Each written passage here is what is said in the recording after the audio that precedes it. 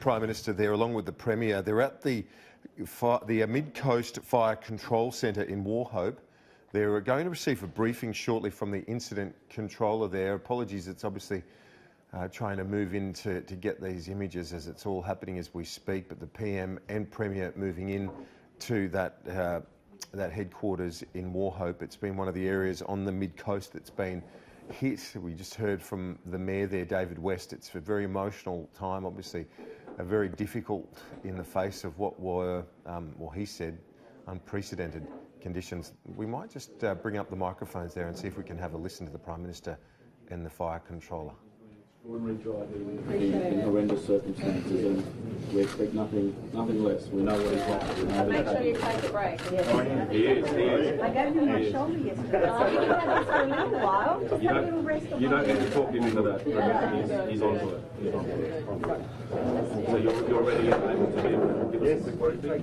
Where would you like to go, mate? We'll go into the planning thing soon.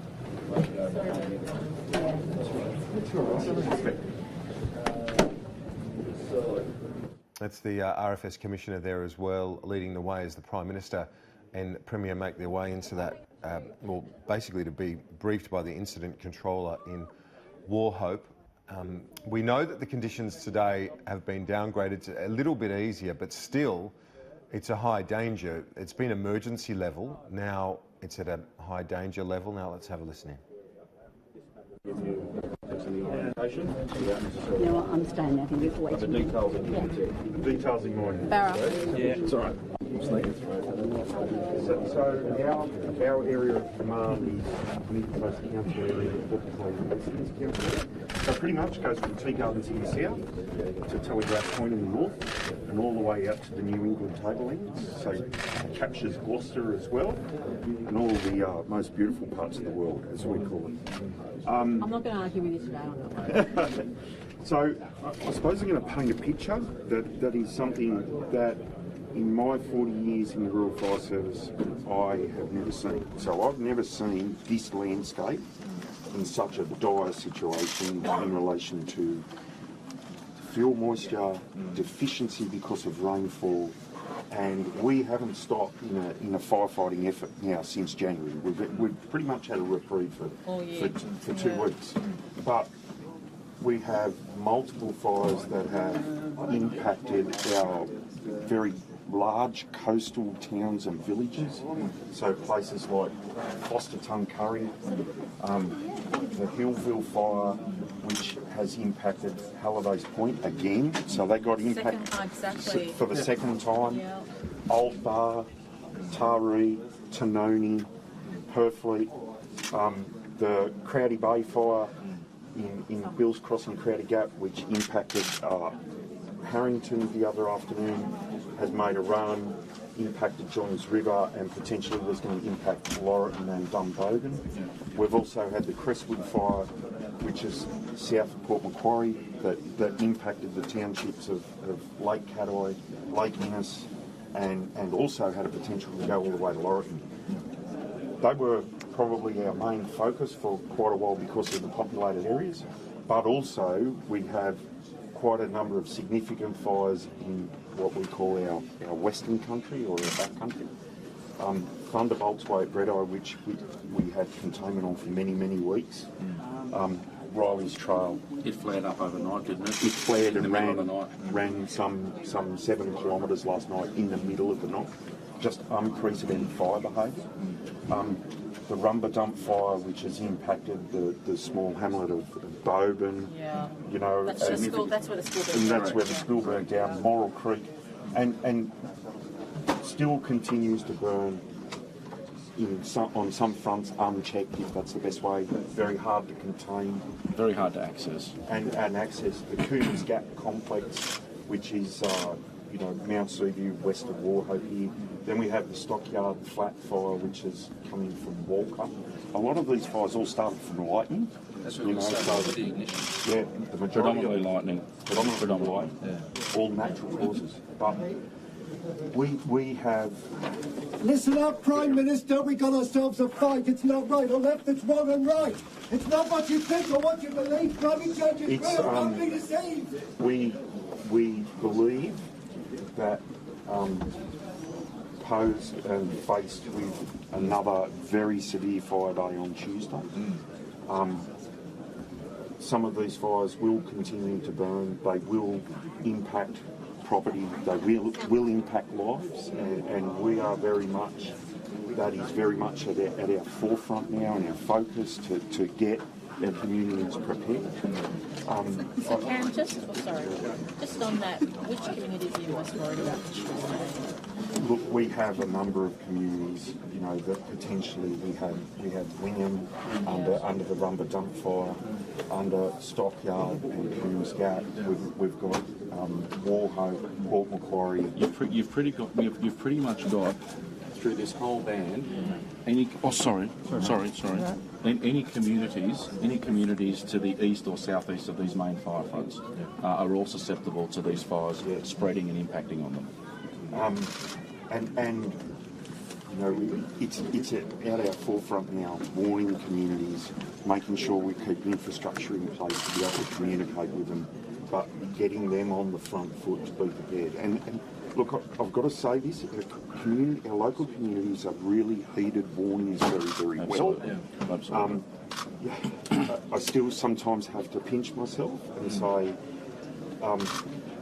you know, some of these fires had very significant impact into major townships and villages, and the number of properties that were actually saved by fire crews on the ground is absolutely extraordinary. We haven't counted those, No, we we've counted haven't the yet. ones that have... And even there, Premier, all we've done is estimate them based on some really simple aerial surveys and some really simple access where CAM's been able to get people in and drive through overnight.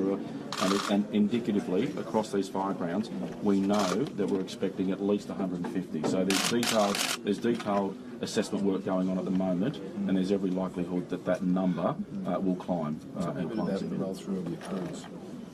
How they go? Our local crews Just met a are whole very... bunch of guys up from Tassie. At the airport. Look, I was talking, texting with Will I this did morning. Our local crews are very tired. They're fatigued. They have been working 24 hours a day, round the clock, for months and months and months. There's additional out-of-area support coming in to rest those crews. The important thing that we do, especially for our local crews, and we did it on the severe day the other day, we try and leave our local crews in their communities, in their stations, looking after their local communities. And you know, we're having a focus as well on making sure they're prepared and their families are prepared, because this is an awful situation that we will face, and it's not going to change until we see some rain. And some meaningful rain. How the sun stood up. The comms are going remarkably well. There are naturally through this very mountainous terrain gaps where comms are limited or non-existent, but we've got the ability to bring in emergency infill communication. So we've got these portable cell on wheels where they can bring in radio transmitters and telephony services and those sorts of things. So we bring them into established areas. The challenge with that is, on any given day, you don't know where the next fire is going to be, so you don't know where to pre-position a lot of that sort of stuff. We've been working very closely with telco authorities, because a lot of the telecommunications infrastructure, which we are relying on increasingly for public information and warning, as well as managing and communicating between emergency services, a lot of that infrastructure necessarily is on the top of mountains.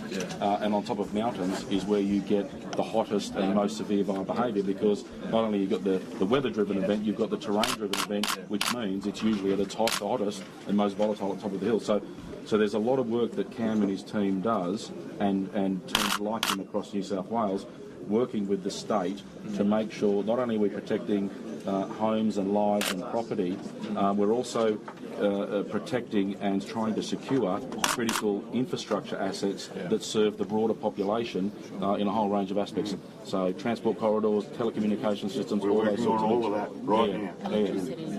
Power. And getting access to the assets and how quickly that's sort of kicked in for you.